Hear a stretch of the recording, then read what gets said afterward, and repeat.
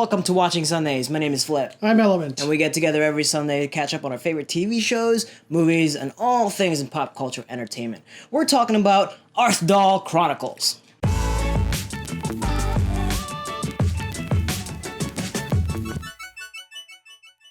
Arthdal Chronicles, one of the newer Netflix originals to come to Netflix on a weekly episodic schedule. Now, we're used to seeing a lot of TV shows just dropped in a basket and just binging it straight through the weekend or on our free time. This one, I think Netflix is getting a little bit more into this like weekly television show style release now. And why not? Because they have so much content that they always drop that you can just binge for like hours and hours in one day.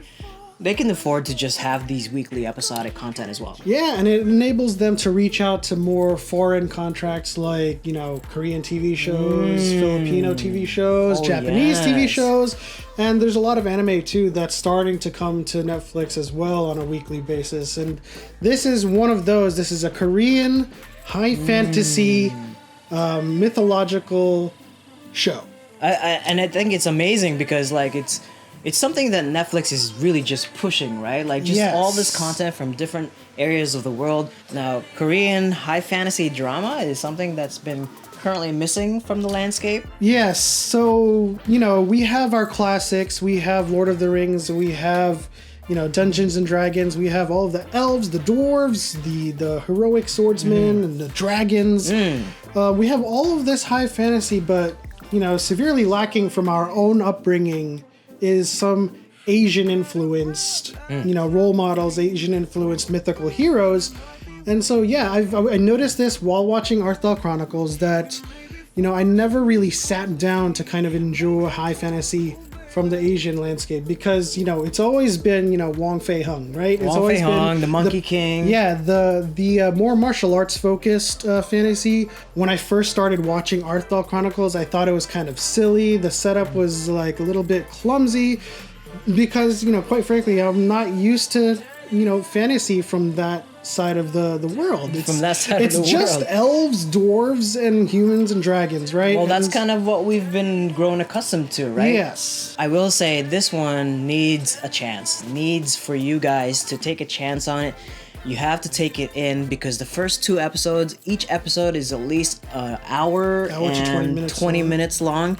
So you have to give it a chance. You have to give into its context. You have to give into the setup at least 2 to 3 episodes before it actually gets really interesting. Yes, and if you're anything like me and you thought that the mythological aspect of this show from an Asian perspective was a little bit too silly to come to grips with, you'll need that to ruminate with you for a little bit longer. So after you get past the first few episodes, things start to just make sense. Things start to just kind of say, oh, this is just another fantasy that, speaks Korean and speaks like... There's actually a mix of languages. There is a mix of languages in this show. But guys, I promise you, once you get through the setup, once you get through all of that context, the setup, the story, the intro, all of that stuff in the first 2 or 3 episodes, I promise you it's gonna hook you in. Yes. Like it did to me. I was watching the first 2 episodes for 3 days because I couldn't get past it. Yeah. I even texted Element. I was like, it's pretty interesting. And then 2 hours later, I was like, no, it's really not that interesting. Right. And when I did start watching it, he texted me, is it good? Is it good? And I kept on telling him I'm still on the first 2 episodes because I can't finish it just the same as he couldn't.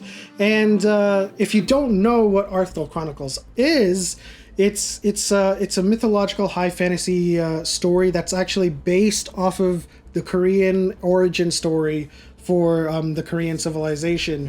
And they kind of gave it a little magic, gave it a little superstition, gave it some mythology and lore. Yeah, and so there's a whole bunch of warring tribes and clans, and there's different races, like you would have elves and dwarves, and there's prejudices, there's racism, and there's politicking. What do you say about the politicking in Arthdal Chronicles? The politicking is at its best, to be honest with you.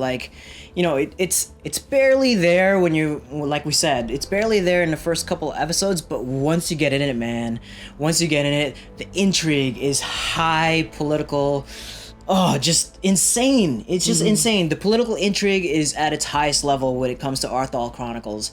You just get from one plot point to another, and it just keeps building up. But the biggest thing about it that I really enjoy is that it usually pays it off in the next episode, or it usually pays it off in the span of an episode. Usually, because there's going to be more that you need to There's look one for. thing that I'm going to let you guys guess in the comment section down below. There's one thing that I'm like itching for a payoff to. I'm not going to say what it is, but if you do start watching Arthdal Chronicles, you'll know exactly the payoff that I'm looking for. Guys, if you are watching Arthdal Chronicles, leave a comment in the section below to let us know that you want us to dig a little bit deeper into the mythology, the lore, the storylines, its characters. Let us know in the comment section below if you want us to do that. Along with the mythology and the high fantasy, we also have some epic scores and music going on behind the scenes that kind of bring to life some of the things that are happening in this show. And every time the music plays, I'm kind of like, oh, what's gonna happen? What's gonna happen? Guys, the music is one of the best parts about this show, because like the music is intense and dramatic throughout the whole time. We could just be like, hey, you know what I heard? I heard that, this person just found a golden key, and I don't know what that golden key is about, but it seemed really interesting. Wait a music. Wait a minute. Did you say golden key?